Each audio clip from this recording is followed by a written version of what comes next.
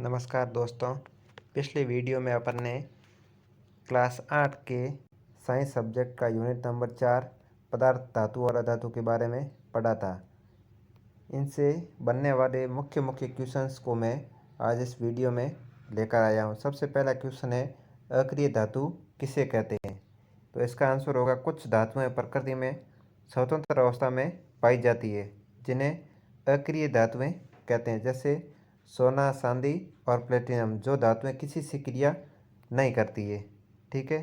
उसके बाद अगला क्वेश्चन है, अधात वर्धनता किसे कहते हैं? तो इसका आंसर होगा, जिन धातुओं को पीटकर सादर बनाई जा सकती है, धातुओं के इस गुण को अधात वर्धनता कहते हैं। उसके बाद नेक्स्ट क्वेश्चन है,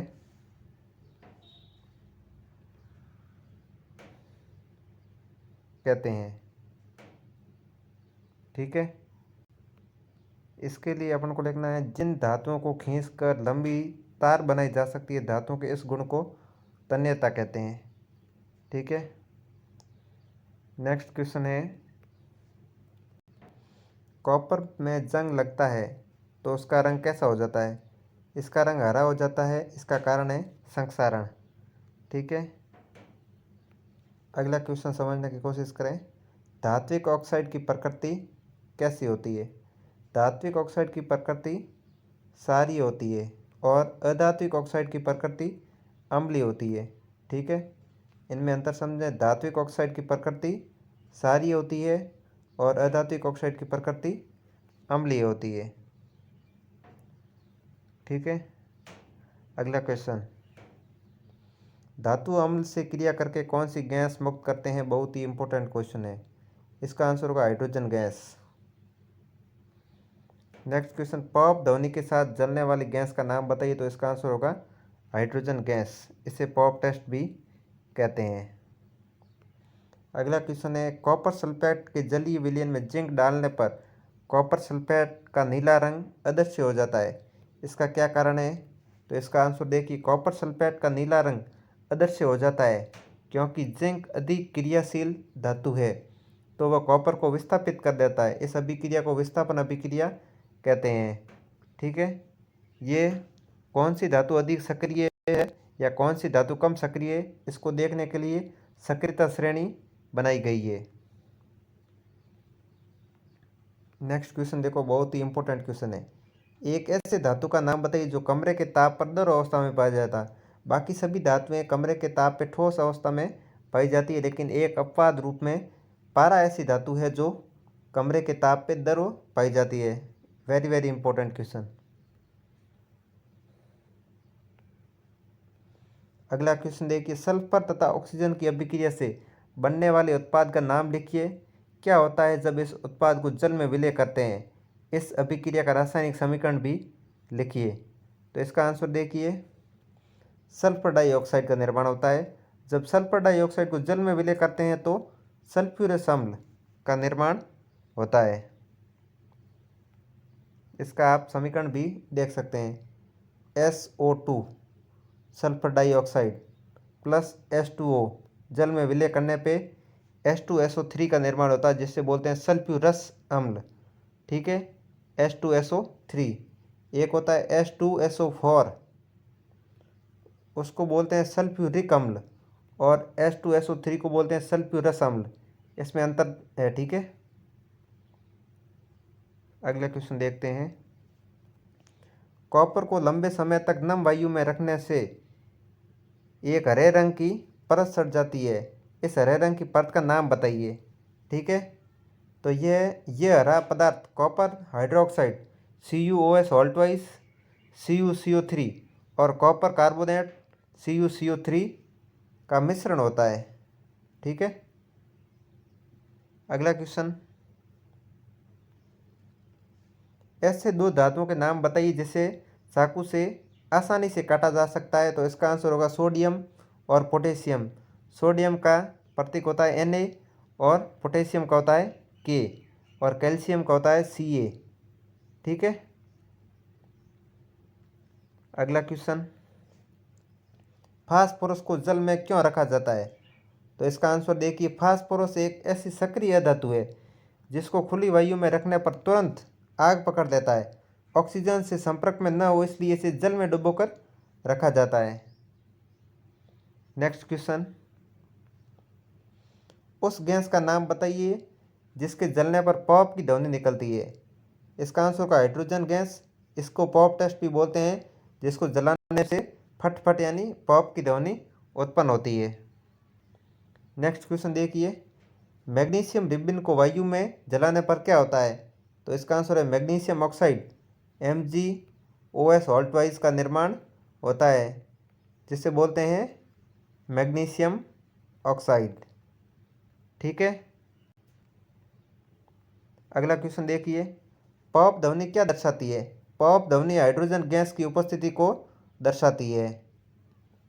नेक्स्ट क्वेश्चन, बहुत ही इंपॉर्टेंट, विस्थापन अभिक्रिया किससे कहते हैं। ऐसी अभिक्रिया जिसमें अधिक अभिक्रियाशील धातु कम अभिक्रियाशील धातु को उसके यौगिक से बाहर कर देती है, ऐसी अभिक्रिया को विस्थापन अभिक्रिया कहते हैं। जैसे कॉपर और जिंक का उदाहरण अपन ने देखा था, जिसमें कॉपर कम अभिक्रियाशील धातु है और जिंक अधिक अभिक्रियाशील धातु है, जो कॉपर को प्रतिस्थापित करके जिंक ऑक्साइड का निर्माण करती है। इसे विस्थापन अभिक्रिया कहते हैं। नेक्स्ट क्वेश्चन देखिए, सोडियम तथा पोटेशियम को मिट्टी के तेल में क्यों रखा जाता है। तो इसका आंसर होगा दोस्तों, सोडियम तथा पोटेशियम अत्यधिक क्रियाशील धातु हैं। हवा के संपर्क में आते ही ये तीव्रता से ऑक्सीजन से अभिक्रिया करके ऑक्साइड बनाती है और आग पकड़ लेती है। अतः इसको सुरक्षित रखने के लिए मिट्टी के तेल में डुबोकर रखा जाता है। इनको प्रयोगशाला में मिट्टी के तेल में डुबोकर रखा जाता है, क्योंकि ये हवा के संपर्क में आने से आग पकड़ लेती है, इसलिए। नेक्स्ट क्वेश्चन देखिए, सोडियम तथा पोटेशियम को खुला वायु में छोड़ने पर क्या होता है। तो इसका आंसर है, सोडियम तथा पोटेशियम को खुला वायु में छोड़ने पर आग पकड़ लेती है। नेक्स्ट क्वेश्चन देखिए, अपर रूप किसे कहते हैं। कार्बन के दो अपर रूपों के नाम लिखिए। एक ही तत्व के अलग अलग रूपों को अपर रूप, अलग अलग रूपों को क्या कहते हैं, अपर रूप। तो कार्बन के दो अपर रूप कौन कौन से हैं, हीरा और ग्रेफाइट।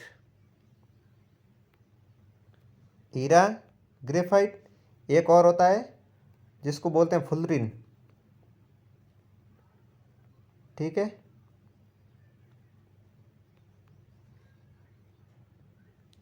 नेक्स्ट क्वेश्चन, मिश्र धातु किसे कहते हैं। धातुओं और अधातुओं के मिश्रण से पदार्थ मिश्र धातु कहलाते हैं। इनके मिश्रण से बना पदार्थ क्या होता है, मिश्र धातु। इसके ये उदाहरण दिए हुए हैं, स्टेनलेस स्टील, ड्यूरेलुमिन और कांसा। एक और उदाहरण होता है पीतल। ठीक है, पीतल का निर्माण होता है कॉपर प्लस जिंक से, कॉपर प्लस जिंक। ठीक है, नेक्स्ट क्वेश्चन देखिए, ड्यूरेलुमिन का उपयोग होता है। ड्यूरेलुमिन नामक इस मिश्र धातु का उपयोग वायुयान के विभिन्न भाग, बर्तन और प्रेशर कुकर बनाने में किया जाता है। ये एक मिश्र धातु है जिसका उपयोग है। ठीक है, अगला क्वेश्चन देखिए, आभूषण बनाने में कितने कैरेट सोने का उपयोग किया जाता है।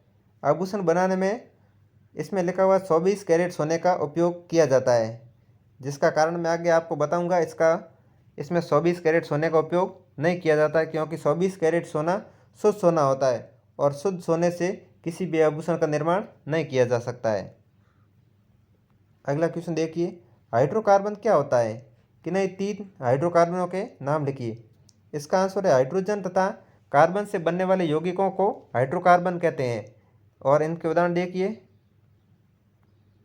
मिथेन, इसको बोलते हैं CS4। ठीक है, इसके बाद एथेन, C2S6। ठीक है, इसमें CH4 एक C, उसके साथ 4 कार्बन जुड़े होते हैं, चारों सिंगल बॉन्ड से जुड़े होते हैं। और तीसरा है प्रोपेन। प्रोपेन का रासायनिक सूत्र होता है C3S8। ठीक है, अगला क्वेश्चन है, सबसे सरल हाइड्रोकार्बन का नाम। तो इसका आंसर होगा मिथेन, CS4।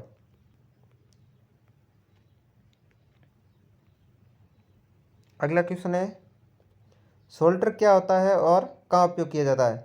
इसका आंसर है सोल्डर एक मिश्र धातु है जो टिन और लेड, टिन का होता है Pb प्लस Sn, Pb और Sn का मिश्रण है ये, इनके मिश्रण से क्या बनता है, सोल्डर धातु। इससे बिजली के तारों को जोड़ने में उपयोग किया जाता है, बिजली के तारों को जब जोड़ना होता है वहाँ सोल्डर का उपयोग किया जाता है। अगला क्वेश्चन है हीरे तथा ग्रेफाइट के गुणों में क्या अंतर है। इसका आंसर होगा हीरा एक रंगीन, पारदर्शी और ठोस कठोर होता है। हीरा विद्युत का कुचालक होता है, इसमें कोई भी मुक्त इलेक्ट्रॉन नहीं पाया जाता है। और ग्रेफाइट के लिए ये काला, चमकदार, ठोस और बहुत मुलायम होता है, चिकना व फिसलनदार। ये विद्युत का कुचालक होता है। पेंसिल में ग्रेफाइट का उपयोग किया जाता है जो विद्युत का सुचालक होता है। ठीक है दोस्तों। अगला क्वेश्चन देखिए, मिश्र धातुओं के बनाने का क्या फायदा है। तो इसके फायदे देखिए, मिश्र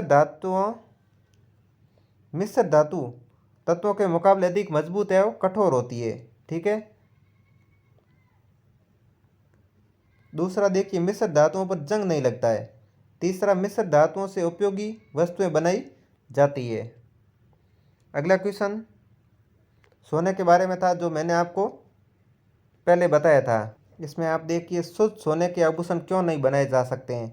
शुद्ध सोने में 24 कैरेट होते हैं, ये एक कोमल धातु होता है।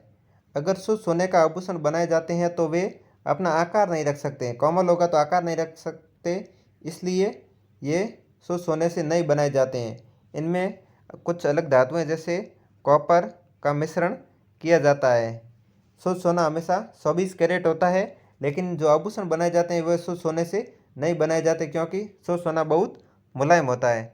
तो दोस्तों, ये थे अध्याय 4 कक्षा 8 के सभी इम्पोर्टेंट क्वेश्चंस जो मैंने आपको एक एक करके बताए हैं। अगर ये क्वेश्चंस आपको पसंद आए हो तो इस मेरे चैनल पे बने रहें, चैनल को सब्सक्राइब करें, वीडियो को लाइक करें और अपने दोस्तों के साथ शेयर करें। धन्यवाद दोस्तों।